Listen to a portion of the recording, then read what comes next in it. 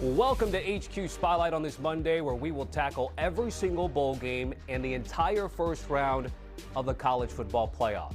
I'm Tommy Tran, and the fellas from the Cover 3 podcast are on deck, as well as Emory Hunt to guide you through all 36 bowl games, excluding any CFP games or bowls. So let's start with the college football playoff and then navigate the rest. As we know, a big surprise come Selection Sunday came in the form of Miami getting an at-large nod over Notre Dame to get in the field. Not as surprising was two Group of 5 champions in after a 5-loss Duke team beat Virginia in the ACC title game. First-round byes win as expected. Indiana getting the nod at 1 by virtue of their win over Ohio State in the Big Ten championship. Let's bring in our guys from the Cover 3, Danny Kanell and Chip Patterson. DK was our regular season picks champion. And a reminder, we are doing this as early as you can during the bowl season, so odds are subject to change, opt-outs, coaching news, etc. All right, first things first, guys. The question I field to you before we get to the bowl games, did the committee get it right? DK, I'm going to give you first word.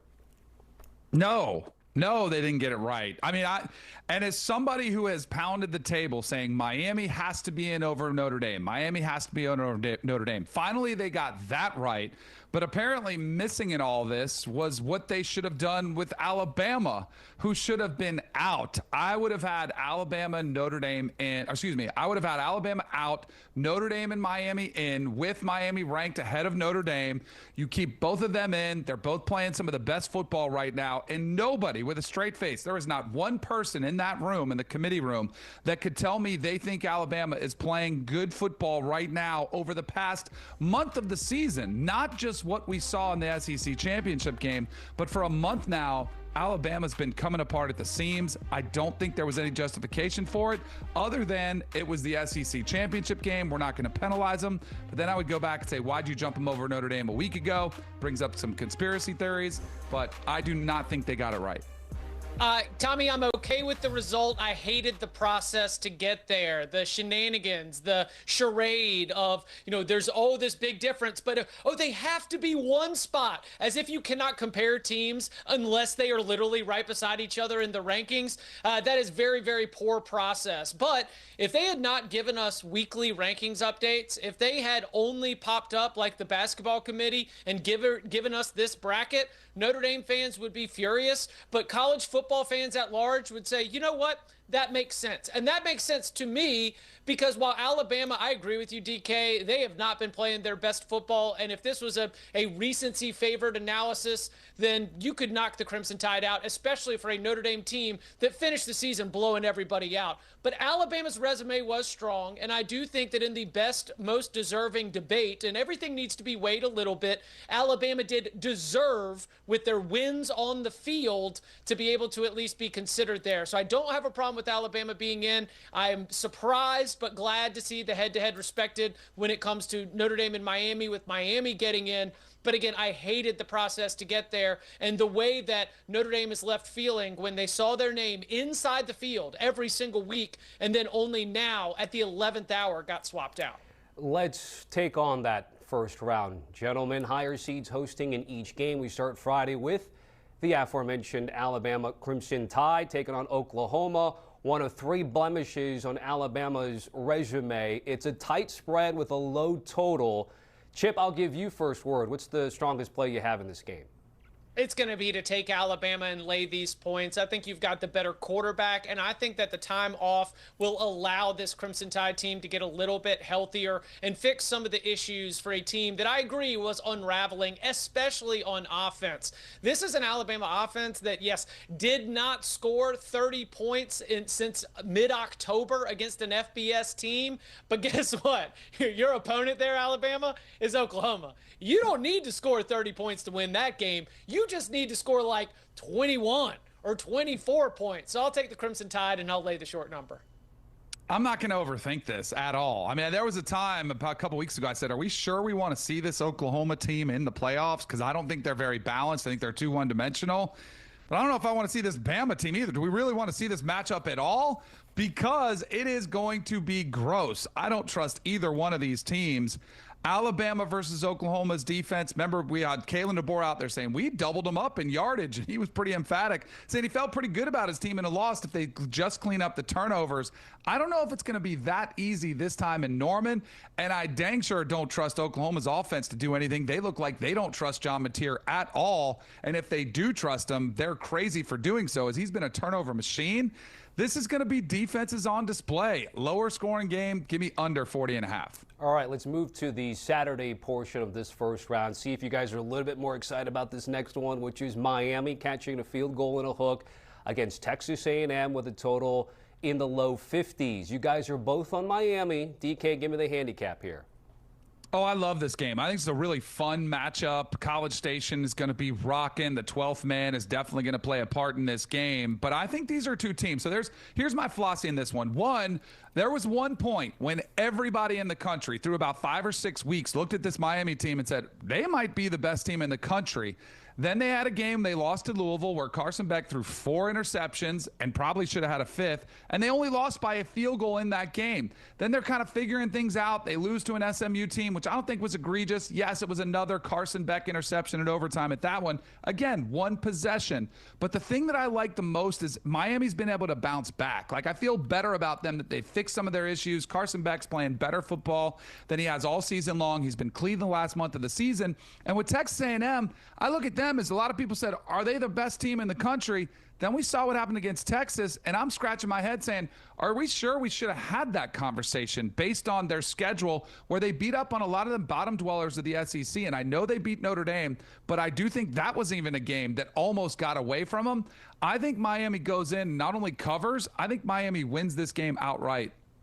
Yeah, that's the starting point for the handicap for me, DK. I'm picking Miami to win. So obviously I like to be able to get 3 and a hook in a game where I like Miami to win. But the key is how they win.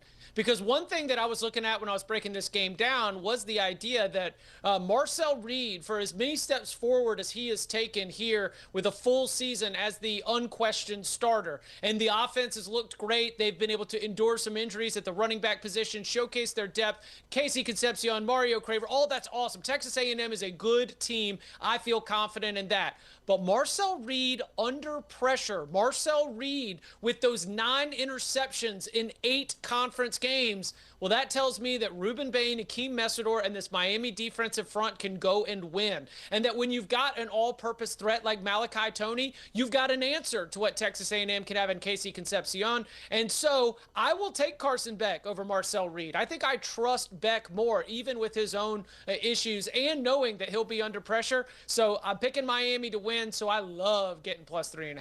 Both on the Canes outright, money line, but you will take the 3.5 for this particular pick show.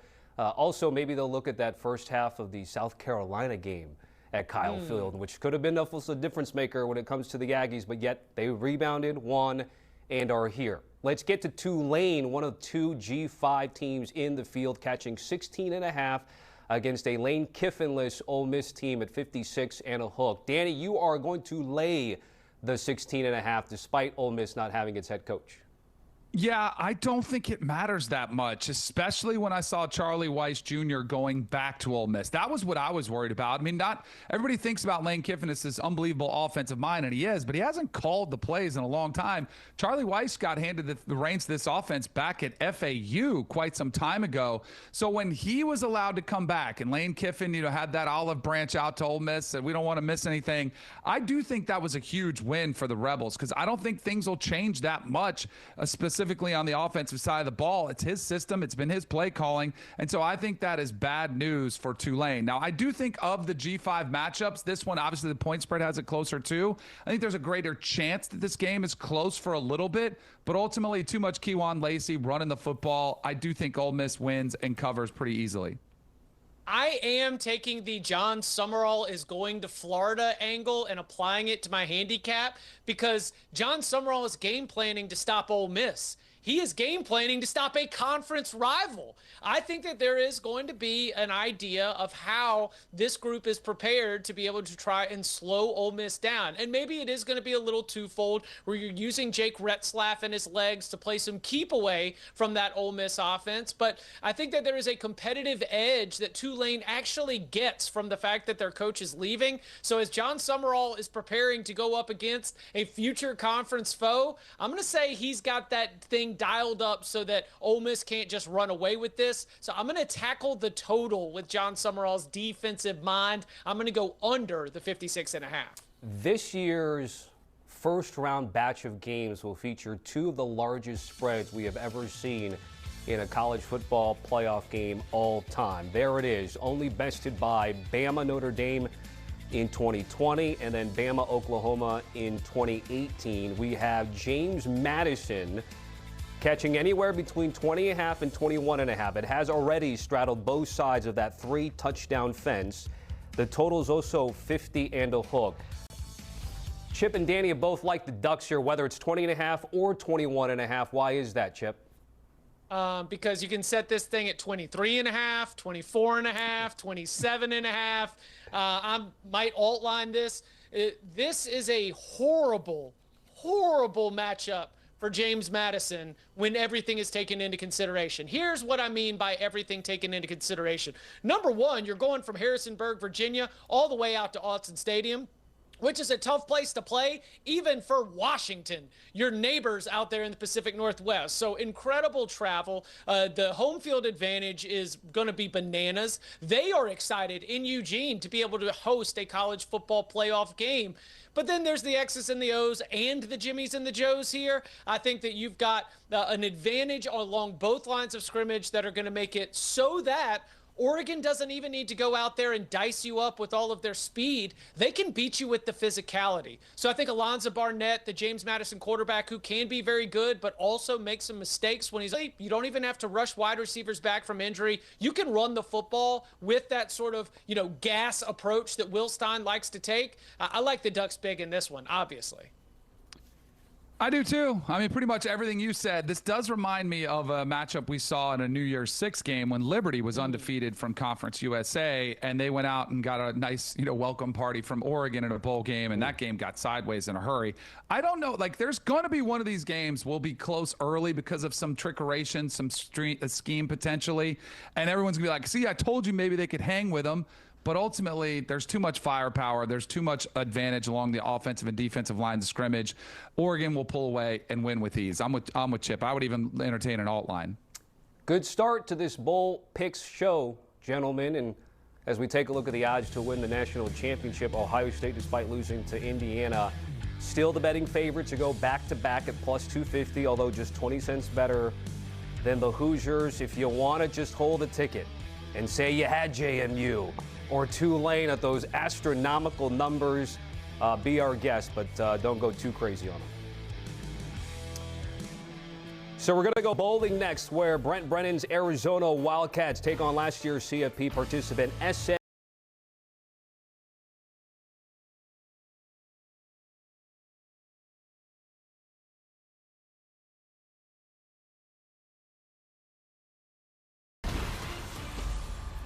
Here's a look at the final college football playoff rankings for the 2025 season, at least heading into the CFP playoffs. That middle row, starting with Notre Dame and then making its way right through Utah, is where most of the fan backlash and hurt's coming from. And at this moment, we've got 3 bowl-eligible teams who have declined bowl invites. That includes the Fighting Irish, who are joined by Iowa State and Kansas State. And we'll also get to the Birmingham Bowl, which is seeing some other 5 and 7 teams say no thanks, but ultimately one did. We're going to tackle the January 2nd games here on HQ Spotlight, and we start with the Holiday Bowl. Arizona short favorites against SMU with a total at 57.5.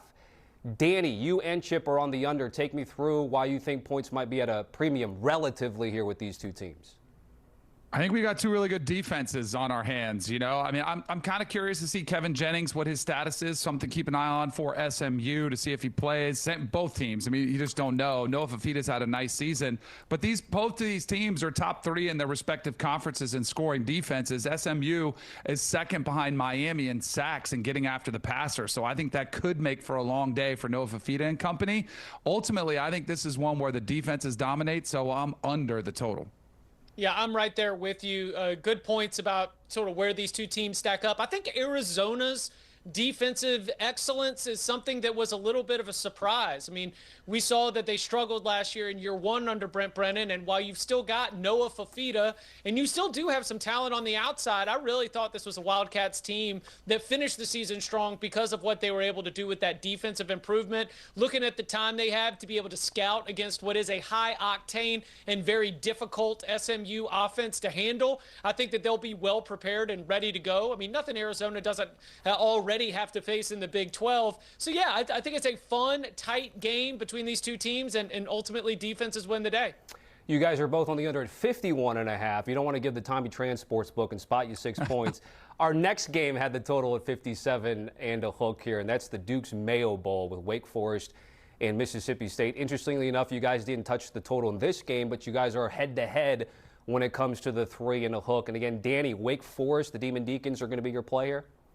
Yeah, I'm going to tell you. I mean, both of these teams want to be in this bowl game, right? This is both these programs have not had much success recently. They love this opportunity, so I think you'll get them both at full strength.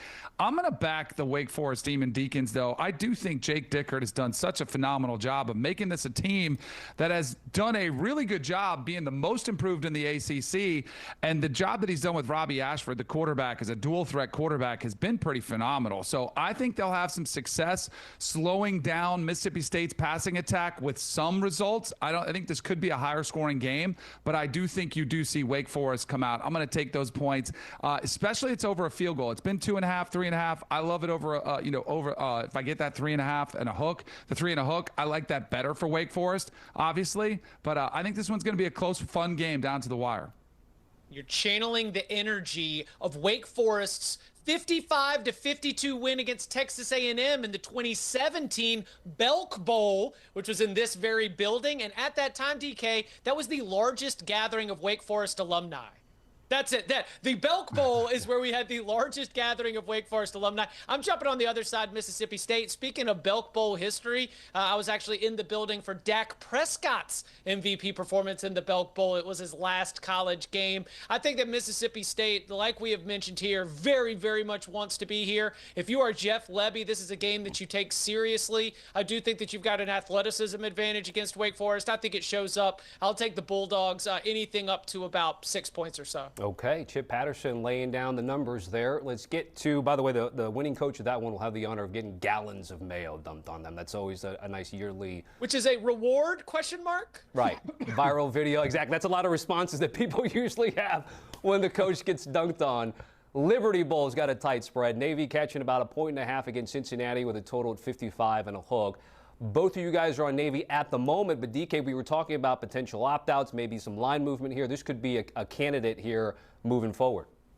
Yeah, I like Navy regardless of what happens, but if Brendan Sorsby, the quarterback for Cincinnati, opts out of this game, which who knows if he hits the portal, if he announces there, that's probably my expectation. No reporting, just I think he might be somebody that's sought after in the transfer portal. If that happens, you might see this thing swing around where Navy is a favorite in this one. And so with some of the question marks, when we talk about, who wants to be there, who's going to stick around and finish with their season, who is? Navy. That's why I love some of the military academies on these types of situations, because they are so excited to play in these games. They finish what they started. They usually get full participation in them. So I love Navy regardless of who's opting out for Cincinnati, because I think they're going to opt in. I'm right there with you. Great line there, DK. We need to keep rolling that one for Navy. Let me put some stats behind it. Navy football's won 6 of its last 7 bowl games. bowl games increasingly are who wants to be there, how much do you care, and the midshipmen have been able to do that at a level that probably exceeds the opponent more often than not. I think they've got great leadership within the team, great leadership within the program. My expectation is that this continues, because it doesn't matter whether it's Oklahoma or whether it's whoever they're playing in the Military Bowl. I mean, this is a Navy football team that shows up and very much looks forward to beating you down in a bowl game. I like Navy here big time. So no Academy in the Armed Forces Bowl. We do have Rice and Texas State, which is a spread just hanging around just under 10 points with a total of 59.5. And Chip, we think that at least on paper it'd be a good watch for a neutral fan here. Whoa. Just because I said over does not mean good watch for a neutral fan. So statistically, Texas State and Rice both ended up being good over teams, at least in terms of over margin per game on the season. A little bit interesting for Rice because as they instituted that new offense, they were very much taking their time. Their pace wasn't very fast, but yet their totals were going over. Why? Because everybody tore up that Rice defense. And so I do think that Texas State is going to be able to have that same kind of success. Also, I like that the Bobcats, they had some really tough losses in the middle of their season early on in Sun Belt play. At one point, were winless in conference play, but they finished strong. So I think they've got a little bit of good rhythm and momentum to them. So yeah, I think both these teams are able to scoot up and down the field. We do end up going over the total. Yeah, G.J. Kinney's been one of the hottest names in coaching, and then his brand kind of cooled off somewhat. But I was doing some research for this game, and some of the local beat writers were saying this might be one of his more impressive coaching feats yet to keep this thing from going on the rails, to win 3 games at the end of the season. So Brad Jackson's been a really good quarterback for them. I think the point spread tells you to probably be on the side of Texas State. Love it that it's under that 10 points. So I'll go ahead and lay the points here with the Bobcats. Okay, Texas State for DK and the over for Chip, although he did explain exactly how we're going to get to that particular total. Good stuff, guys. We'll hit a break here on the show. When we return, Duke won the ACC championship as a 5-loss team, which is why they got left out of the CFP, but they do get the Tony the Tiger Sun Bowl and a date with Arizona State on CBS. Let's keep going. New Year's Eve games, which this year will be on a Wednesday. TT back with Chip and DK. First up, the Las Vegas Bowl, Nebraska and Utah. Utes laying 13.5 with a total of 49.5. Chip, you and DK are both going Utah. Nebraska's got some Raiola stuff that continues to be in the headlines here. Utah is, we know, a good team, but that 13.5 gets you under 2 touchdowns for the moment. Yeah, I'm also concerned about the other side of the ball for Nebraska. Nebraska up front defensively was not very strong this season. That's something that Big Ten play will expose and did expose for the Cornhuskers throughout the season. I know we've got some staff changes on both sides of the ball in terms of Matt Rule's assistants, and defensively, they just really haven't gotten an edge to them. So why in the world do I think they're magically going to find it before having to go up against that Utah offensive line that's just loaded up with size, loaded up with future NFL talent? And so really, you've got a couple options in terms of what you're going to get offensively. Utah was a little bit erratic and not very consistent, but I really think that they should be able to just run the ball right at and through Nebraska. You factor that in with the quarterback issues, then yeah, I like Utah to win this one big. I do too. I mean, Nebraska feels like it's coming apart at the seams. I mean, this, and ironically, it sort of started coming when Matt Rule signed his extension because there was rumors he was going to Penn State. And some of that's due to injuries to Dylan Raiola and otherwise, but it just feels like a mess. Then there is the possibility that this could be Kyle Whittingham's last game for the Utah Utes. Combine that with a team that's 10-2 and really didn't get any love in the conversation of the playoff rankings when teams like Vanderbilt with the same record were. And there are 2 losses, one with the banged up Dampier and the other one only by a field goal on the road to BYU. I just think this football team's really good and would love to show the college football world that we forgot and didn't pay attention enough to what they're doing. So I think the Utes win pretty big. Okay, both you guys are on the same side. Not so much in this game, although it's 1 play on the spread, 1 play on the total in the Citrus Bowl. We've got Michigan catching 5.5 against Texas. With a total in the mid-40s. Chip, I'll give you first word. You had a bit of a stronger play on the spread here. Yeah, I mean, it's eerily similar to what Michigan did last year. They're playing a team from the SEC that was 9-3, that was probably a little bit disappointed to be there, and they jumped up and beat them. I think that Sharon Moore did a great job of getting his Michigan team in the right mindset to finish the season. Obviously, beating Ohio State and Alabama back-to-back is great. But, man, after a disappointing finish in the loss to Ohio State, what a great way for you to be able to take this Wolverines team into the offseason. Then if you can go and you can win that 10th game and you can do it against a blue blood like Texas, I think that for the Longhorns, you're going to need to really go and push the pace offensively to be able to cause Michigan to get uncomfortable. And I'm just not sure if they're going to be ready to do that. So lower scoring, a game where I think Michigan will have a chance to win it late. And with the playmaking of Bryce Underwood, especially with 15 more practices to get ready, yeah, I'll take Wolverines in the 5.5.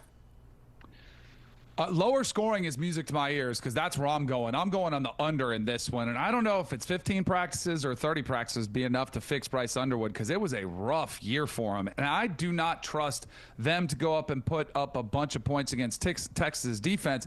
And then I look at Michigan's defense, who has been pretty good this season. I don't think they've been as blockbuster worthy as when they were running off national champions, but I still think they're going to get a great effort. And I do think these teams are going to want to kind of establish themselves and want to perform in this game. So I think Michigan shows up with great defensive effort. I think Texas does as well. I think Texas has enough to get it done. Arch really played well down the stretch, but I think defenses dominate. I'll go under. Okay. So, DK, you think the Texas we saw the first, 9 games of the season is going to show up? Because late in the season, they were starting to give up some big points. You did mention Arch. Do we think we see Manning in the bowl game here, Steve Sarkisian, all the goods on that side of the ball? I think so. I mean, he's got to kind of and I think this is a kickoff to his Heisman campaign for next season, which, I mean, he was the favorite coming in this year with the numbers that he amassed and really did have a great season. I think it was the expectations were so lofty, everybody was down on him. But towards the back end of the season, he played some of his best football. I think this year would be a year I actually would back. I was very much a doubter and a critic of Texas in the preseason. This offseason, I think they're going to make the adjustments they need. I'm a believer in Arch Manning and the work and the improvement that he's made this season. I think Arch will be your preseason favorite. I think Texas will be a very trendy pick for the national championship. I mean, Danny, he better make sure he's got QB1 locked up. Diabell's coming to Austin. Very true. I think that for the bowl game, this is start of just him making sure that he puts his hands on that job and lets everybody know who's who, what's what. This is Arch Manning's team. Arch did not play well, and the quality of the competition in that Texas quarterback room is about to increase significantly when Diabell arrives in time for spring practice. So, yeah, I would look not just at the Heisman, but even at your own depth chart. 2 games in this segment. We've got a couple more that we'll tackle here, and that includes the Tony the Tigers Sun Bowl as the matchup is set. Arizona State takes on ACC champion Duke. New Year's Eve, 2 p.m. Eastern on CBS. Catch Jenny Dell, Brad Nessler, and Gary Danielson for that one in El Paso, Texas. Tight spread, it's 1.5. Sun Devils are catching that against Manny Diaz and this Duke team with a total at 49 and a hook. Both of you guys are on the Duke team. DK, what are we thinking here? I think this is, they've been sort of the laughing stock, and everybody's loved to kick the ACC with their champion finishes at 8-5. I still think they're a really well-coached team who wants to finish off this season and kind of silence some of those people who are laughing at them. And then on the flip side, I don't know what the future holds for Sam Leavitt. There's been a lot of buzz around what his future holds. So this is me almost expecting that he is not going to play for Arizona State, obviously injured as well. So I think you could see a significant drop-off. I'm not a huge believer in Jeff Sims, that he can come in there and all of a sudden, he's done a pretty good job. I know Kenny Dillingham has spoken of him very highly, but I think that comes to a close. And then Darian Mensah, remember, the $4 million deal was 2 years for $8 million. So he wants to make sure he gets that second year of that contract. I think he plays and plays well in this game. Yeah, we are making picks here, which means that we have to provide our own handicap. So I am not a newsbreaker. Check out our friends, the College Football Insiders, for the actual news here. But my assumption for handicapping the game is that Sam Leavitt's not playing in this game and that Sam Leavitt might be seeking opportunities elsewhere. There were reports he wasn't at the team banquet, but we don't need to go into that because for me, this is about Darian Mensah. This is about what Darian Mensah has done throughout the season. He has had times where turnovers were starting to creep up and be a little bit of an issue. He tightened the screws a little bit on that as the Blue Devils ran off win after win in conference play, of course, to be able to clinch that spot in the ACC championship game. I thought that he was very good when they needed him the most against Virginia. I just think that when you've got Mensah against Sims, that's a huge advantage in favor of the Blue Devils, and that's why I'll take him in a coin flip game that should be a lot of fun. Reliaquest Bowl has Iowa and Vanderbilt with a total at 50 and a hook. Interesting with Iowa, given everything that we've seen historically with his team, although, of course, anytime Tim Lister's behind it, it could certainly be a pop-off for the Hawkeyes. But you guys are both on the under. Chip, I'll give you first word on this game. Respect for defensive coordinator Phil Parker, and the Cover 3 podcast is a Phil Parker respecting podcast. Always has been, always will be. You give him all that time to prepare for Vanderbilt's offense. I know that there's probably going to be some new wrinkles, and Vanderbilt might be able to hit an explosive play or two, but I just think that this is a Hawkeyes defense that will be extremely well prepared for what Vanderbilt wants to do offensively, and that's just going to lead to a little bit lower scoring across the board. So that's why I'm going to lean to the under on this one. My expectation for the record is that Diego Pavia does play in this game. Not expecting any kind of opt-out on that front, but still it's going to be a spot where the Hawkeyes defense, I think, is just going to be very, very prepped for what Vandy wants to do. Yeah, I mean, this to me is about the effort that you're going to get out of Iowa. Just blue-collar workers facing that flashy team from Nashville with all that glitz and glamour and smack talk that comes out there.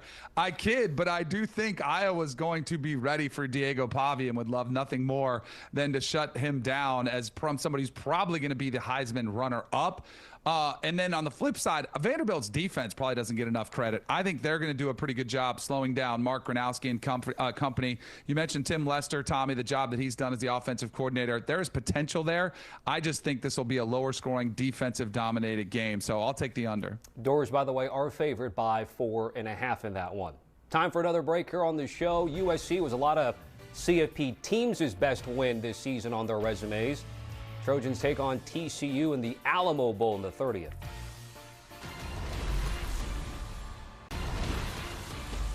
Up next are December 30th games, and we do have one on the 29th, which is the Birmingham Bowl, which we referenced earlier in the show. So you can sense a theme here. We're kind of working our way back. Back here with Chip and DK. Alamo Bowl, USC laying just under a touchdown against TCU with a total just a hair under 60. Danny going with the Trojans here and that 6.5. Yeah, I think the Trojans are somebody that have surprised people in how well they've played in the postseason. I think you think of a blue blood program like USC that maybe they wouldn't want to show up, but I do think they want to finish this season on a high note. 9-3, you just missed out on that conversation, of being in the potential playoffs with that loss against Oregon. I still think they're a team that's on the up. I know some USC fans are kind of disappointed, but I think this is one that Lincoln Riley does need. But I would expect them to come out and perform well, and I think they're a significantly better team than TCU. We'll see what Josh Hoover decides to do. He's been a really good quarterback, but that's why, as evidenced by the higher point total. But I think USC will be able to win and get this thing done by a touchdown or more. Yeah, Lincoln Riley seems to relish getting one more crack to draw up funky plays and go hit explosives. He does have his USC teams geared up, ready to go and score some points, and that is what I am counting on because I'm going to be tackling the over in this one. I think USC is able to have some success, and then I am going to be leaning a little bit from the vibes department into Alamo Dome's a fast track. We've seen some wild Alamo Bowls over the years. Now, I don't think that this is going to be like when Baylor beat Washington 67-56 back in 2011, or we don't even necessarily need the 40-35 of UCLA Kansas State of a few years later. But I do think that both these teams are going to be able to get out there and put up enough points that we get into the 60s. So I like the over. Okay, we'll see if we get to the 60s in this next game. Music City Bowl, Tennessee and Illinois with a spread right around 5.5. These are two teams that spent a good portion of the season ranked in the AP Top 25. Chip going with the Illini in this game. Take us through it. Brett Bielema likes these games. I mean, the win against South Carolina was one that he really hung his hat on. You know, these opportunities against SEC teams, these opportunities to get the kind of victory that allows you to beat your chest a little bit. He's been in this game a long time. He understands that perception is a huge part of reality when it comes to college football. I think Illinois is going to be coming in dialed, ready to go. Now, they do have an X's and O's weakness in terms of Tennessee's wide receivers against the Illinois defensive backs, but I'm going to count on a good game plan to limit some of that because I do think the Fighting Illini have a coaching edge, so I will take all of these points, the 5.5. I don't hate that play. I do think, we watched what happened last year. He almost fought Shane Beamer. He wanted that thing bad against South Carolina in the bowl game. I'm going to go under this one. I'm very curious to see what sort of effort we get out there. Tennessee 8-4, a little bit disappointing. Who did they beat? They just had the good losses. I think they want to finish the season strong. And I do wonder if Illinois' offense is able to move the ball as effectively as they did against some of their opponents, but their offense wasn't exactly spectacular. It wasn't what we thought it was going to be this college football season with Luke Altmaier at the helm. As our buddy Tom Fornelli said, Tennessee fans can finally get a chance to see the quarterback that they wanted in the portal this thing when Nico left Tennessee. I think that's an interesting dynamic here in this game, but I think he could struggle against Tennessee's defense. So I'll go under the total in this one. So the Independence Bowl has Coastal Carolina catching 8.5 against Louisiana Tech with a total of 50 and a hook. Chanticleers a year or two ago flirting with the CFP, of course, but this time this is sort of a one-off bowl game. Chip, both of you guys, you and DK, are on La Tech laying the 8.5. Unless news is broken in the last little bit, I don't think Coastal Carolina has a coach as we are sitting here having this conversation. That's going to factor into my handicap that we're putting on record. Also, the fact that while Coastal Carolina won 5 games in a row in the middle of the season, they really let go of the rope. I mean, playing JMU, you got blown out, that's fine, but it's still overall, we saw the quality of the performance take a dip just a little bit. Louisiana Tech's the opposite story. They did not make it to the Conference USA championship game, but they were one of the better teams in Conference USA. Exceeded a lot of preseason expectations when the preseason expectations were that Louisiana Tech would make a coaching change. You're playing in Shreveport, obviously, a little bit of an advantage there in terms of home cooking. So, yeah, I like Louisiana Tech to be able to finish the year with a win and a win that covers the 8.5. This is two programs going in opposite directions. If that's what I'm trying to demonstrate there, because that is what has happened here on the back end of the season. Louisiana Tech did finish to ensure Sonny Cumbie gets their first winning season since 2019. I think they'd love to finish it off with an exclamation point. And you mentioned the kind of this coaching search that's going on here post Tim Beck. Feels a little bit like Coastal Carolina's hanging on by a thread. I think Louisiana Tech will cut that. And you mentioned the home crowd. It's not that far from campus, should be pretty well represented. I'll take Louisiana Tech. Okay, both of you guys are on the same side there. Let's get to the Birmingham Bowl, which has been in the headlines because they've been trying to fill this bad boy out. And here's a look at teams that have reportedly declined their invite to play in Alabama. Some Power 4 conference teams, some of them of note. Danny, before we get to you and Chip's selections for this game, just take me through what we're seeing here, which has your Seminoles in there, some other teams that had some high expectations coming into the season. This is a conversation that's really going to ramp up. Notre Dame was the big, kind of big nuclear bomb that went off when they said they were going to pass up on a bowl, which would have been a great bowl. Now earlier in the show, we started off with the 3 premier programs, opting out of Kansas State, Iowa State as well, of really good bowl games. And now you're getting down here and you're like, what is happening? I think this is a circumstance where, one, you might have to worry about fielding a competitive roster. I know the transfer portal doesn't open till January 2nd, but there's a lot of guys. Just because the portal doesn't open officially doesn't mean they haven't already checked out on their season. And I do think that becomes a factor. And I do think there's a factor with some of the schools. Do they want to get embarrassed in a bowl game, add another loss to their schedule if they don't show up and they have guys that are going through the motions? There's a lot that needs to be examined about the bowl system. I think our biggest problem is way too many bowls. When I played, there were 20 bowls. Now there are 40. We've doubled it in just over 30 years. So I think this is something that's really going to be looked at and analyzed and said, do we really need this many bowls? And the teams are speaking out and saying, no, we don't. Yeah, I think that bowls will always have a place in college football, but I think that this mini bowl certainly should be analyzed. And from the position of some of the teams that did end up declining it, this is the impact of college football playoff expansion when pretty much if you're in Auburn, if you're a Florida State, I mean, your number one motivation is to try to make the college football playoff, and anything else is a waste of time. So for your players, for your coaching staff especially, to be spending those days in December, you're already advanced to 2026. And so, yeah, I understand the position of those teams that said no. You'd be maybe calling kids back to campus. You'd be asking your coaches to take their efforts away from scouting, recruiting, doing things that would help you be able to be better next year. This is college football playoff expansion. This is bowl schedule expansion. It's all stuff that needs to be looked at because sometimes what's it going to be worth to a program? Are you going to be better off for going to certain games? For these teams, the Birmingham Bowl wasn't worth it.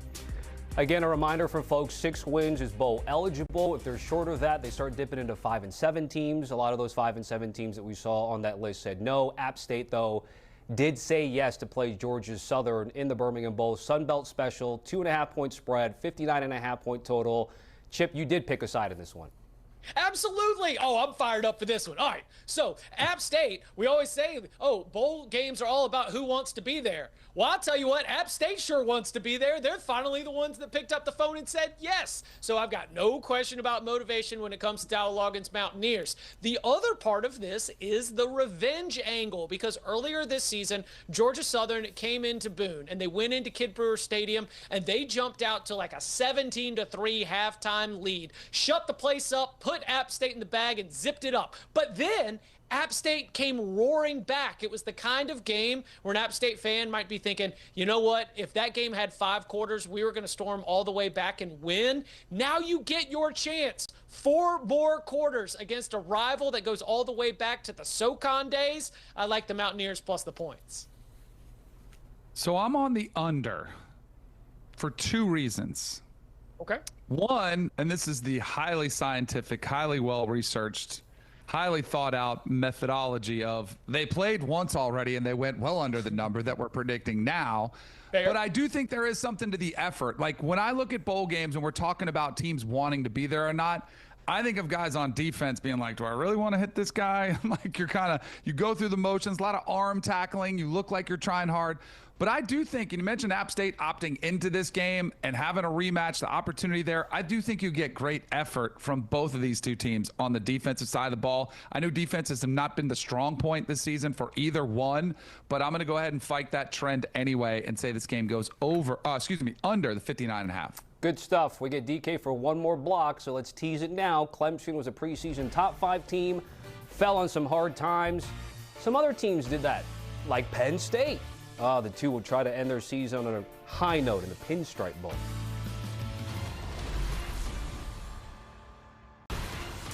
These are the December 27th bowl games, and we lead things off with the Texas Bowl. LSU, 3.5 is the spread. Houston with a total of 41 and a hook.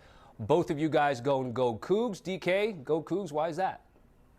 I mean, this is very clearly going to be an infomercial for Lane Kiffin, doing sideline interviews. I'll be curious to see if he, what role he plays on the sideline. I'm sure he'll come up to the booth and do an interview. I mean, it's really going to be the show. And all that is just going to, and no one's going to talk about Houston and the job that Willie Fritz has done this season. 9-3, a top 25 team. I mean, they have done a phenomenal job. Connor Wegman has really thrived in this role. I think Willie Fritz is a great coach, and I think he will have his team highly motivated. I also wonder LSU, like the player opt-outs. I know some of them are going to want to play because they want to show Lane Kiffin what they can do, but I think there's a lot of distraction around LSU and focus on Houston. So I'm going to take the focus team who wants to finish this season on a high note. Yeah, the last time that LSU played in a bowl game in the midst of a coaching change, they got worked by Kansas State 42-20.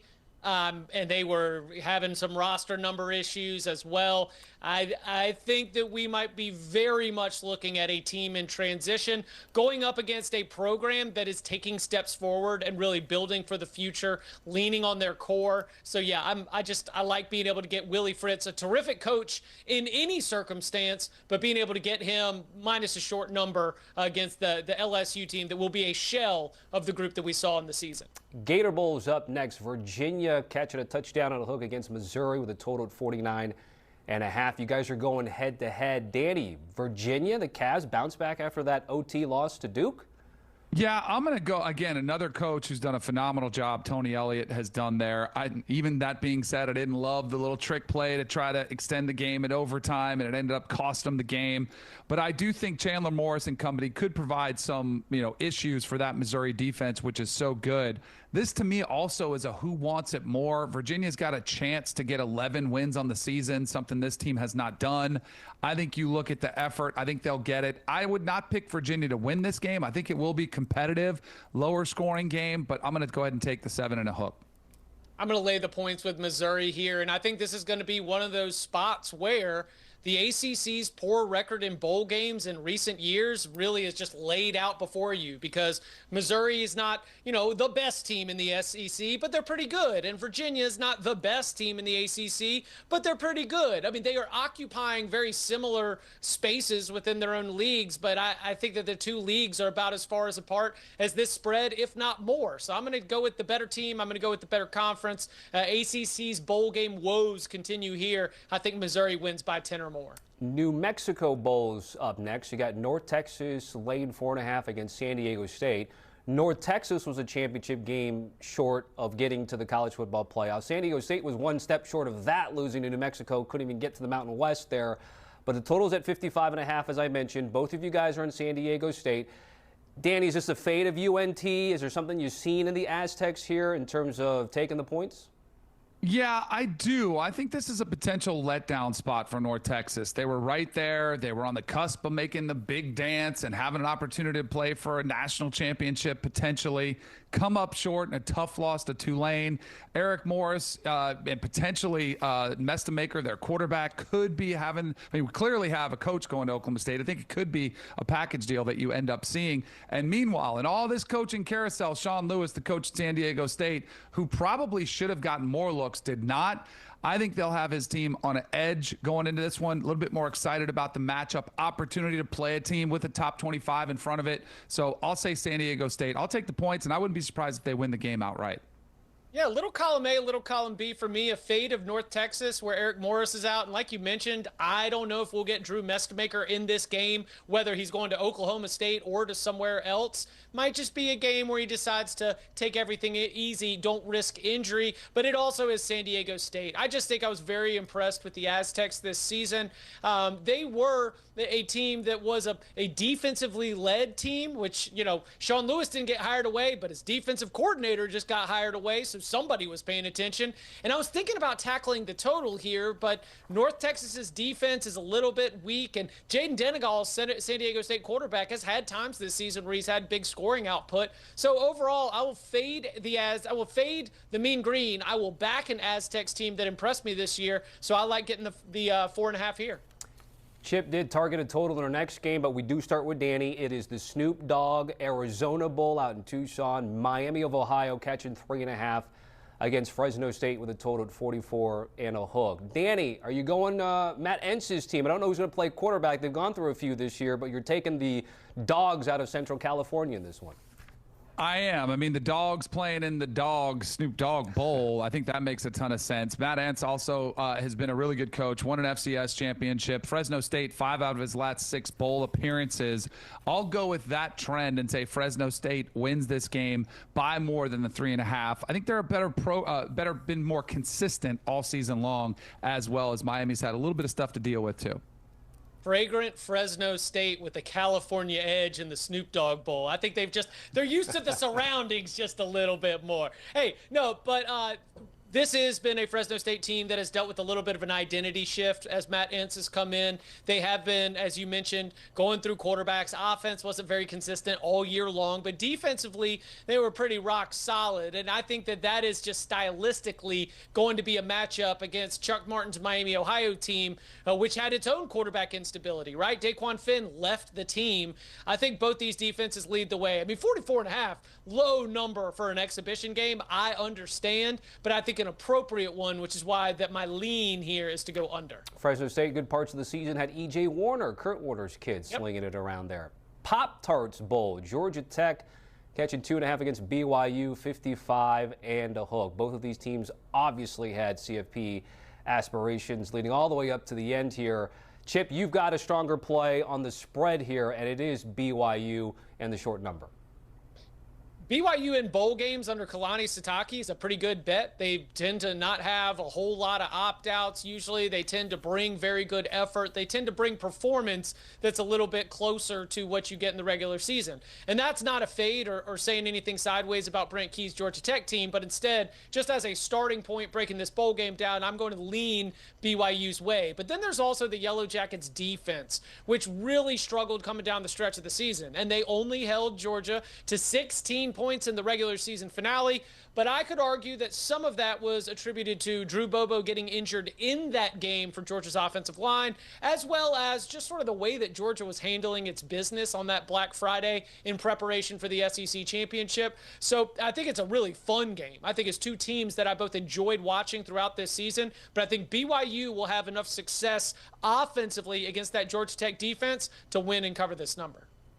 Yeah, I'm trying to figure out this Georgia Tech defense because they played really well against Georgia's offense, as you mentioned. But I think the reason I'm on the under here is I think Haynes King and company has been awesome. Haynes King at one time was in the conversation for the Heisman Trophy. Has been such a big storyline. I think this will be one of the more physical teams they face, so I do think they could struggle to move the football somewhat. And then I do think BYU's offense, as good as they've been with L.J. Martin and Bear Bachmeier running the football, I am a little bit worried about their ability to throw the football with much success. We saw them struggle against Texas Tech's defense. I think they'll score some points, but if I can keep this thing in the 20s, I'll take it. I think these two teams are both going to have a big, strong defensive performance, so I'll take the under 55.5. Another short number in the Fenway Bowl, UConn and Army. Chip, Army laying the 2.5. I'm going to go with Army because we've got, hey, who wants it more? I'll tell you, Army wants it more. So that starting point there. UConn obviously just lost Jim Mora to Colorado State. So we'll be watching in terms of how close will that roster and depth chart look to the team that was able to go and win so many games for Jim Mora earlier throughout the regular season. This is also a really, really long layoff for the Huskies, who finished their regular season back on November the 18th. They've already been sitting around, and now we've got to come in, skeleton staff, pull everything together, and then be able to go take on an Army team that I think will be rip-roaring ready to go and still has yet to play America's game against Navy. So the fresher team, the more focused team, I think will be Army, so I like laying the points. Joe Fagnano has been really good at quarterback for UConn. But I do wonder the impact of Jim Mora Jr. not being there, off to Colorado State. Where does this team sit? You mentioned the layoff. But most importantly, it comes down to the same thing when we had Navy before. The academies I trust to finish what they started. I do think this is a team that will be motivated. I don't think you'll see any opt-outs whatsoever. They will opt in, and they'll opt in and finish. So I'll lay the points here with the Black Knights. Another short number, Pinstripe Bowl, is Chip fist pumping there. Penn State, Clemson. Both of you guys are on Clemson. DK, give us the lowdown here.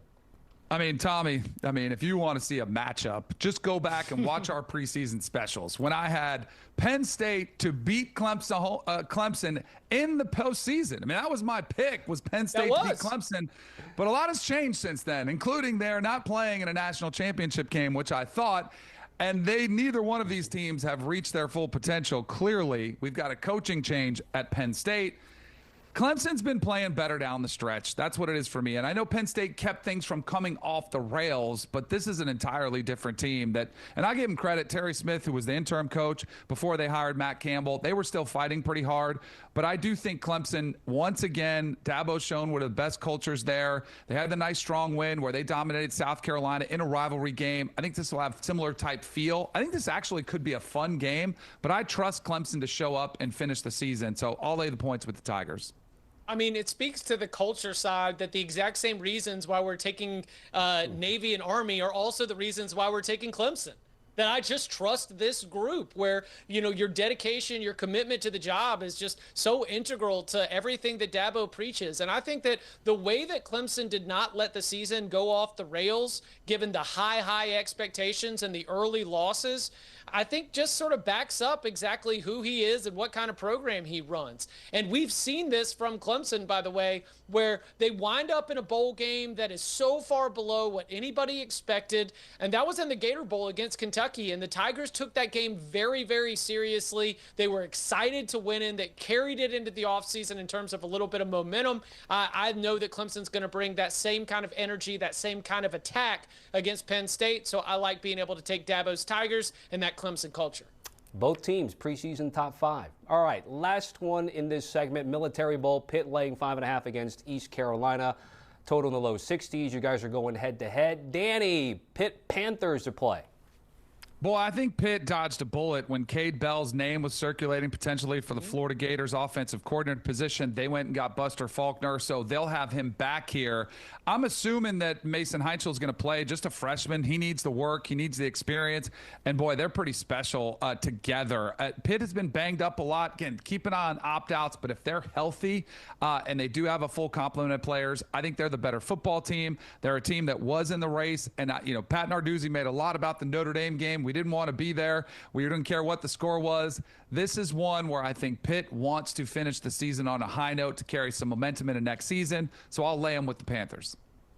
Pat Narduzzi is a coach that I like a lot. I've interviewed him for some stories for CBS Sports and, just enjoy following his football teams. They have not performed well in the bowl games. Just sometimes we've got these coaches you always back in the bowl games. Sometimes you've got coaches you might want to do a deeper dive on. Pat Narduzzi, 2-5 in bowl games as Pitt's head coach. And it's not like they're always playing in the New Year's Six like they did when one of those losses was to a Michigan State team. Last year, Pitt lost to Toledo in the Game Above Sports Bowl in Detroit. I just think that this is going to be a spot where ECU might be able to cause some problems for them in the Military Bowl. Remember, ECU brought incredible effort when they took out NC State in this bowl game last bowl season. Danny, this is where we say goodbye to you. You are a regular season champ. We've been doing it every single week. It's a long season. You beat Chip. 30 seconds. The floor is yours. What was the key this year, my man? Well, I would like to thank my parents for the job they did instilling me the values they did. My wife and my daughters for giving the support of all those hours of film study. This is probably one of the greatest accomplishments of my life. I have 2 club championship trophies in golf. I have a national championship ring, a state championship ring from high school. But being able to take down Chip, who has been on fire. Last year he was on fire, on top of the world. That is probably the single greatest accomplishment of my athletic career. So this means a lot. It's heartfelt. Tell James, our producer, you can send me the trophy. I'll put it right behind me here. So the set, it's on there next year. And can't wait to look to go back to back. Yeah, check that out in the mailer. He'll put it on your desk when you get to the office. DK, great stuff. Thanks for hopping on, giving us your place here. Good stuff this season. DK, Chip, Tom Fornelli, and Bud Elliott, the Cover 3 podcast. They do their own locks every week. Instant reaction. Every single day they've got you covered. That's why they're one of the best podcasts out there in the space. Welcome back to the show. What a year it's been for Conference USA. They have 7 teams going bowling, and that includes Kennesaw State, which beats Jacksonville State in the CUSA title game, a team that went 2-10 last year, all the way to the championship. It was a game you saw play out last week on CBS Sports Network. These are December 26 games all the way to Christmas Eve. Chip Patterson from the Cover 3 continues to be with us, and Emory Hunt joins us the rest of the way for Danny Kanell. So First Responder Bowl, which is also the acronym bowl, FIU, UTSA, 9.5 is the spread with a total at 60.5. Both of you guys have decided to go with Florida International. Emory, I'm going to give you first word here to go with the Panthers here and the points. Big Willie Simmons guy, been a fan of his since he was at Prairie View. Then the great things he did at Florida A&M. Has FIU playing relevant football in December is a great thing. And bowl season is always about who wants it more. No one wants it more than a team that hadn't been a bowl game in a while. So I will say give me FIU plus the points here against UTSA. Yeah, Emory, let me just echo some of your support of Willie Simmons and just sort of buying a lot of stock with him being able to get FIU to a place where they are competing for conference championships. That didn't happen this year. They got a couple of those big wins, but it was a building block season. But it is a spot where I think that this is a coin flip game. I think FIU's got a decent chance to win. I understand why UTSA's power rating is going to give them a significant edge on the point spread, but there's way too much upset potential for me to think that laying these 9.5 points with UTSA is a smart move. So yes, give me all of them with the Panthers. So you guys are head-to-head in the next two games. That includes the Rate Bowl with New Mexico catching 3.5. Minnesota is their opponent with a total of 47 and a hook. Chip, you were talking about not wanting to lay it in the last game, but you do want to go with the Gophers in this game. Yeah, PJ Fleck, great bowl coach. Again, this is when you're trying to make these predictions and make these projections from far out. You've just got to look at some of these coaches, especially the ones that have been, stay in place for a while. I think that those trends do have some stickiness. I do think that there is some signal to be pulled out from the noise. So the Fleck approach to bowl games, whatever it is, it works. Jason Eck's a great coach, but you think about what they're going to need to do to be able to slow down that New Mexico offense with a lot of window dressing, a lot of eye candy. You need a disciplined, well-prepared approach. I think Minnesota has it. I think Minnesota's going to be able to win and cover. I'm on the other side, Chip, because of the Jason Eck factor. I love what he did at Idaho and how he was able to beat some FBS teams. Goes to New Mexico, which has been swimming in mediocrity for a long period of time, and has these guys relevant in the bowl game. Probably should have been in that Mountain West Conference championship game, to be completely honest. And when you talk about the bowl games, you're right about their offense, a lot of that window dressing, but what also comes with the bowl game and Jason Eck, the trick plays. I think that'll be enough to keep this one over the edge of that 3.5 points. I will take the Lobos plus those 3.5. Okay, game above Sports Bowl. You got Central Michigan catching 13.5 against Northwestern, and a lower total in the low 40s at 43 and a hook. Chip, CMU, the play for you. Yeah, a little bit of big spread, low total, right, Tommy? We always have to investigate when you've got the situation of projected scores where Central Michigan scores, twice? If they get 17 points, they're going to give themselves an incredible chance to be able to cover this large number. Northwestern is going to want to lean on its ground game, which I do think was very good, and I think that this Wildcats team that has been effective. They should be happy with where they're at as a program under David Braun, who obviously was elevated under a little bit unusual circumstances. This is just year one of the Drinkall era there at Central Michigan, and you look, they won 4 of their final 6 games. They were covering a lot of spreads in conference play. Just a classic case of a team that in year one of a new head coach was playing a lot better football at the end of the season than they were when they were getting blasted by Michigan and Pitt at the beginning of the season. So yeah, big spread, low total, year one coach late in the year. I will gladly take the 13.5 and say that the Chippewas can keep it close. I respect that, Chip, but you got to remember about Northwestern. They may be in the Big Ten Power 4 conference. They may be in a major city with outstanding culinary, examples and opportunities at your disposal, but they are essentially a MAC team playing in a big city in a big conference. So they have those small town, small conference values. And I do believe they'll take it to Central Michigan in this bowl game. So I like the fact that we're getting a good matchup here, but I will trust Northwestern to take the game seriously to lay this 13.5. Back to a tighter spread in the Hawai'i Bowl, where the Rainbow Warriors and Fighting Timmy Changs will host Cal, and the Bears are laying 2.5 with a coaching change. Chip, you were okay laying it in some instances, but 2.5 should be okay here. Field goal or more gets you home. I mean, I'm flip-flopping. You might as well call me a selection committee, right? The thing I say one segment doesn't lead to the thing I say the next segment. But don't call me Hunter Yurachek. Call me Chip Patterson, because what Chip Patterson knows is that this is a homecoming game for Cal quarterback Jaron Chiave Sagapolatelli. That's right, because JKS has already committed to running it back in 2026 with the Bears. And Tosh Lupoy had his introductory press conference. Then he got on a plane to go to Hawaii, and he made sure to get that thing locked down. And now we are going to get to have him playing in the Hawai'i Bowl against Hawaii. Yeah, I think that Cal's star quarterback has himself a big day in front of friends and family, and the Bears end up winning and covering. Shout out to Hawaii for not traveling. I love that for them. But I will give you guys my multilingual skills here. Points, punts, punte, agujas, all of that means take the over. That's all points. Just go over the total here because Hawaii's offense looks great. I love what they do with Micah Alejandro and what Timmy Chang has done this season, turning that program around. And I love Cal's offense, man. Great quarterback prospect. I think this may be one of the better bowl games of the entire season. I expect the point total to go over clearly in this ball game. Yeah, this game sits nicely, standalone Christmas Eve. Enjoy it with the fam and enjoy the holidays, of course. And then to Emory's point, enjoy a lot of points in this game and take the over. All right, we'll hit a break here on the show. We continue to work our way backwards with games you'll see first during bowl season. Boca Raton Bowl, Louisville and Toledo down here in South Florida.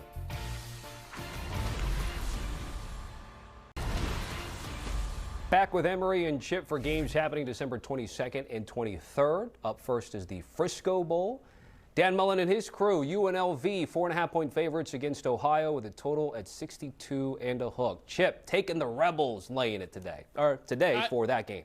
Right. And I'll take it tomorrow, I'll take it next week, and I'll take it the week after that. Unusual coaching transition at Ohio. Head coach removed from his post. Not a lot of understanding on my part as to what happened there. Not a lot of reporting as we're having this conversation in terms of the details.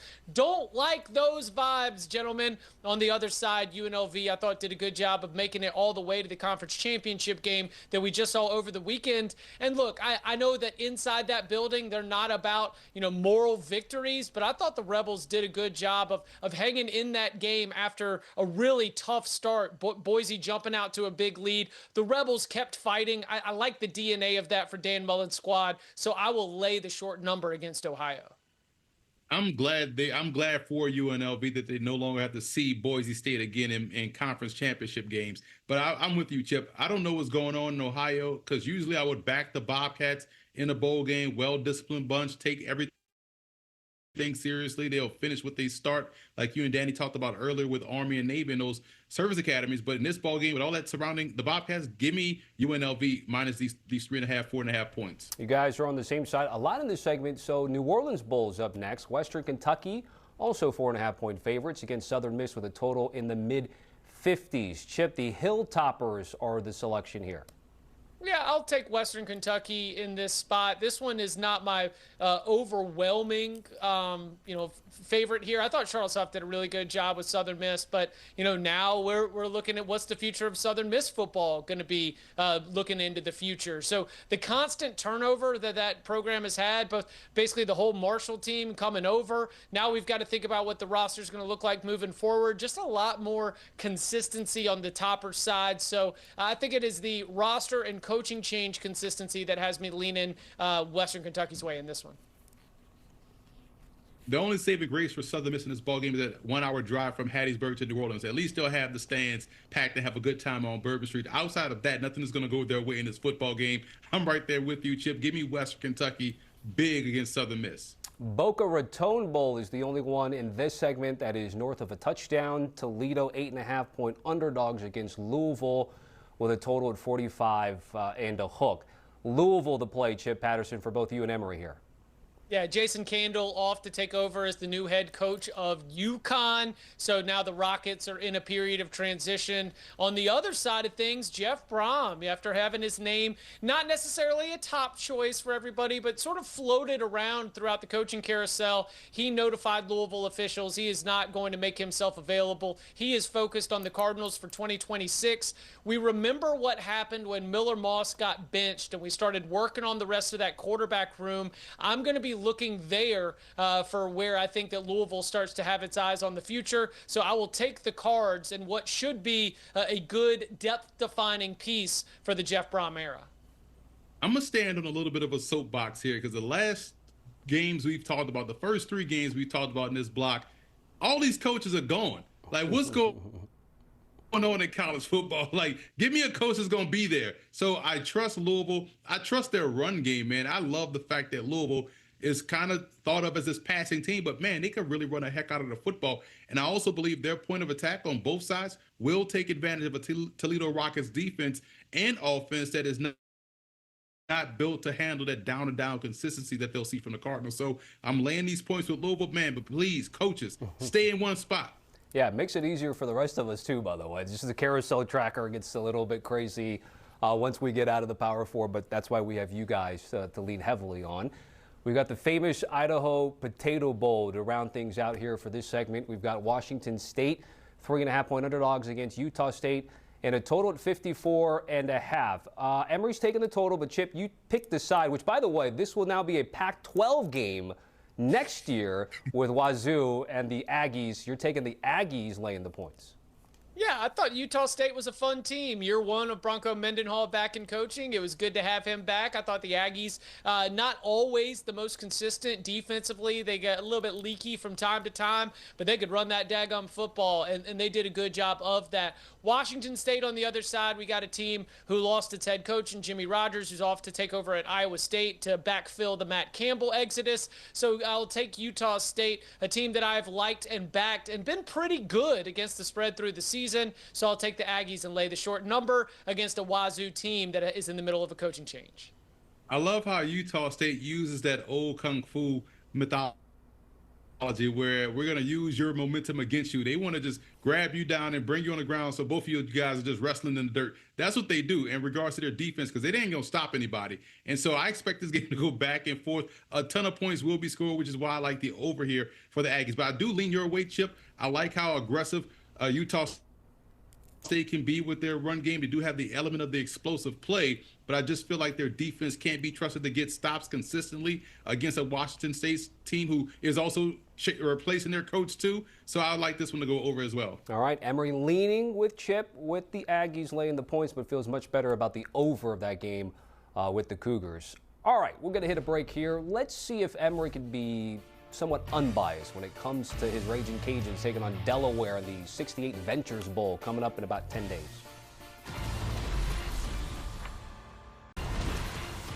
Not that much show left, folks. We now enter bowl games that we'll actually see next week. Gasparilla Bowl, Memphis catching 4.5 against NC State with a total just under 60. So you have AAC versus ACC. Chip, which conference are you backing in the Gasparilla Bowl? I'm going to stray away from conference trends here, though the ACC has been very poor in postseason play in the last couple of seasons. 2-11 in bowl games last year, including an 0-2 showing in the college football playoff. But it's not an 0-2 I want to talk about. It's an 0-5. That is Dave Doran's record in NC State's last 5 bowl games. It's a point of frustration for a lot of Wolfpack fans. They love that he beats the North Carolina Tar Heels, but then he usually follows that up with a somewhat disappointing showing in the postseason. Now, Memphis, this is going to really test my principles because the Tigers are, of course, a program that's in transition after Ryan Silverfield and the offensive coordinator are off to Arkansas. But still, I will say I will take Memphis and I will take the points. Let's say this thing comes down to a field goal. When you have coaching changes in the portal looming with these bowl games, the first thing to go is defense. So therefore I'm going over points. No one's going to be able to stop nobody because defense requires time on task, communication. So I expect a lot of points in a lot of these bowl games, especially this one with all the talent that they have on offense on both sides. So give me the over in this contest because I think this one could be a high scoring one. Okay. Batch of games that are like 4.5 to 5.5, kind of similar situation in the Myrtle Beach Bowl, Kennesaw State, which we just talked about. What a turnaround here. Still underdogs, though, against Western Michigan with a total of 49.5. You guys are on both sides of that. Chip Patterson, that is going to be on the side of Kennesaw State.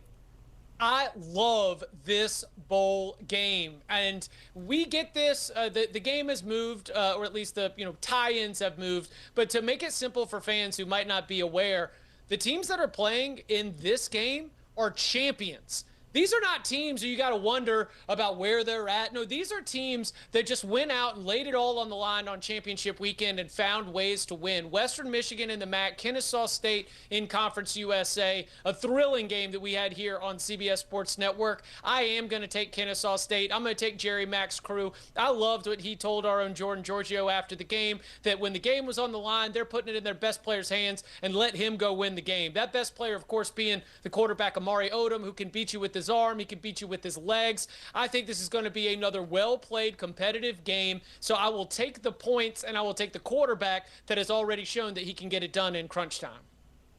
In the Emory Hunt 2014 college football playoff, this would be a first-round matchup between two conference champions. But we will digress and talk about that at a later date. But I would also share a quick Jerry Mack story to your point, Chip.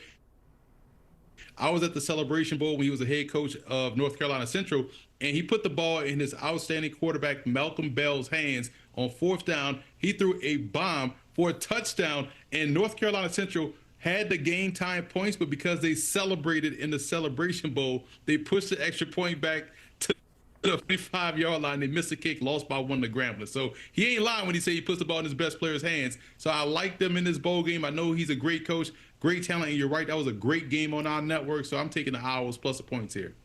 Xbox Bowl, short number, Missouri State just under a field goal against Arkansas State with a total in the mid-50s. Head-to-head this time between Chip and Emory.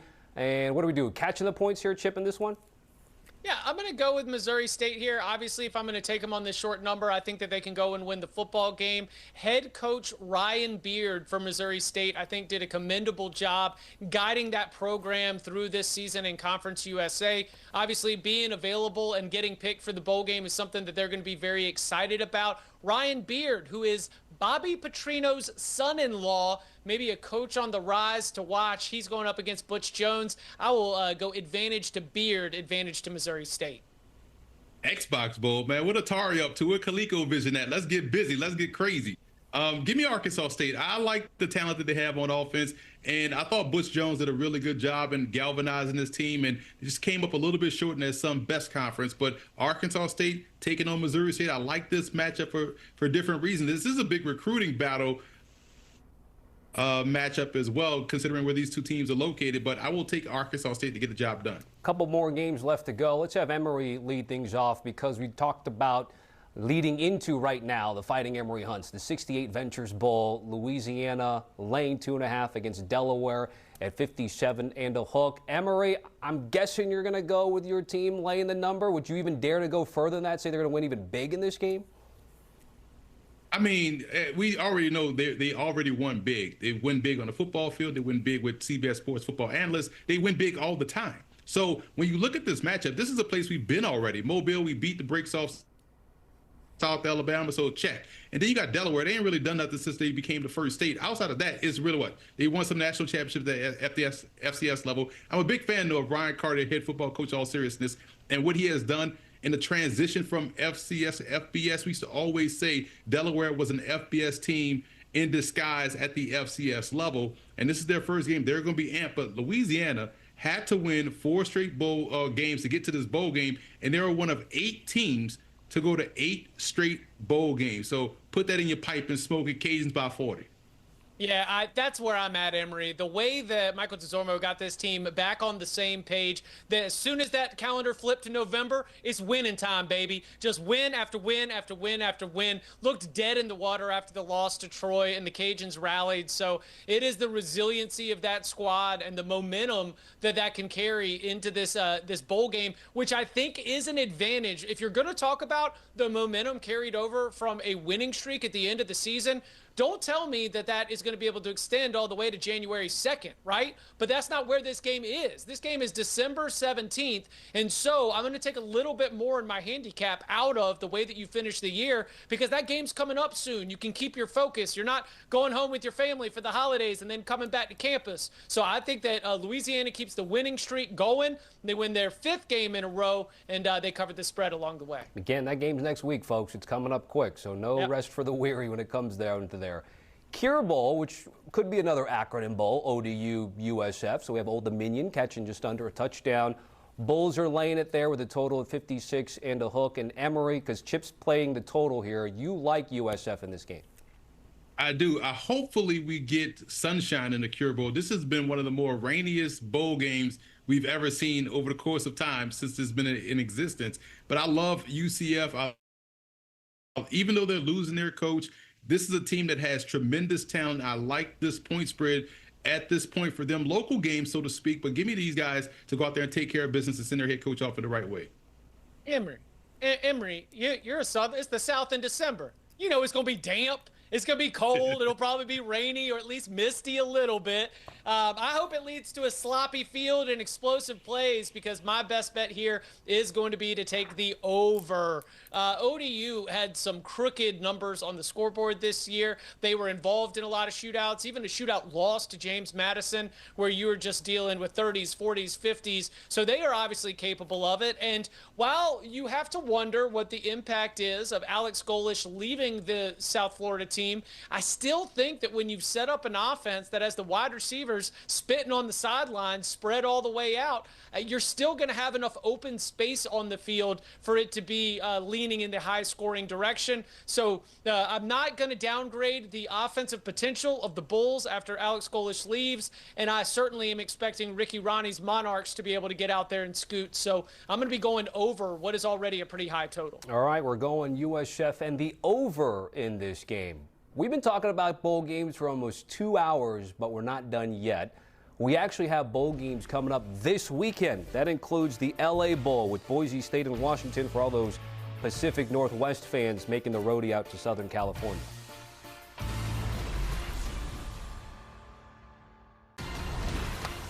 Here we go, home stretch with Chip and Emory, the Salute to Veterans Bowl. Troy catching 3.5 against Jacksonville State with a total of 50 and a hook. Both of you guys are on the same side. Emory, which side is that? The side with the #1 rushing tailback in the country, the Cam Cook side, man. Let's go. Gamecocks run up and down the field, and I felt bad for Troy in that Sun Belt Conference championship game against JMU. They lost their starting quarterback, so JSU all the way here. Cook is an outstanding tailback. Yeah, Goose Crowder also maybe a name to watch in the transfer portal. We'll see where he's at in terms of his future. But in this game, yeah, this is a get-right game for Jacksonville State. After kind of having your heart ripped out at home in the Conference USA title game, I like them to be able to win this outright. I will take the 3.5 points as well. All right, next up is the LA Bowl. Boise State catching 8.5 against Washington with a total of 52 and a hook. It's funny, Chip, you had mentioned old bowl tie-ins. This is like the old Las Vegas Bowl, which would have taken the #1 Mountain West champ and like the 5th Pac-12 champion. And though Washington, of course, we know is in the Big Ten, it's an old Pac-12 team. So it's definitely got those old Vegas vibes, at least for me, being a West Coast guy covering these conferences. Boise State and the points for you. Damon Williams, take me through the handicap and why you think maybe the Broncos can keep it close or maybe even pull up the upset. The return of Maddox Madsen. I mean, the first, quarter and a half of that Mountain West championship game just showed what an unbelievable difference it is when you've got him in there. And it was funny because, prior to the Fresno State game, you could even hear some Boise State fans complaining about their quarterback play. Then what happened when Madsen leaves the Fresno State game? The offense kind of falls apart. Now, credit to Cutforth for being able to rally back. I know he had a big game against Utah State, but I just think our season-long power ratings and sort of our averages for this Boise State team when it comes to the offense are not factoring in what a difference it is when Madsen is in at quarterback. I saw it in the beginning of that Mountain West title game against UNLV, and I think we see it here. This could be a one-score game. I like Boise State plus the 8.5. It could be a one-score game. It could be a statement game for Boise State, and I like the fact that this one will go over because it's indoors, and they'll say, hey, we're trying to make a statement and show that we are a Power 5 program, blah, blah, blah. I like the over here because this is one of those games where Boise State would try to make themselves known once again against a well-known opponent. Outstanding conditions out at SoFi for that one. Then there's the Celebration Bowl. South Carolina State, Prairie View, A&M. Emory, this is like your game as you guys have both broken this thing down with like final score predictions. Take it through it, man. Well, you talk about Tremaine Jackson at Prairie View A&M, first-year head coach coming from Valdosta State, and he did a fantastic job because I love the fact that he's a tough-minded, great football coach, but also petty enough on Twitter. He's the Black Lane Kiffin. He's out there tweeting all these times all throughout the week, and it backs it up on the field. But he's going against one of the best coaches in all of football, Chennis Berry, and I like the defensive matchup in this game. That's why I like a lower-scoring one, 24-21. Give me South Carolina State to win this one. So whenever I need any FCS expert analysis, I go to Emory, which means I'm thrilled to see that he is picking South Carolina State in this because all of the science that goes into my breakdown of this game, which again, the Celebration Bowl is the MEAC against the SWAC. We've already had one Jerry Mack shout out right here, but I just happen to have a soft spot in my heart for North Carolina Central University, for North Carolina A&T, for some of the other schools that are right here in the state of North Carolina. So I'm going to go with the MEAC squad here. I'll go with South Carolina State. We did it, guys. We did like 30-some bowls, and we got it done over 2 hours. Chip, great stuff. Great stuff all season long. Thanks for hopping on. We're going to say goodbye to you. But, Emory, we are keeping you around for just one more little segment here on HQ Spotlight. But a reminder about the Cover 3 with Chip, DK, Tom, Bud. Scan the QR code. Check them out however you listen to your podcast, and especially on YouTube. Like and subscribe.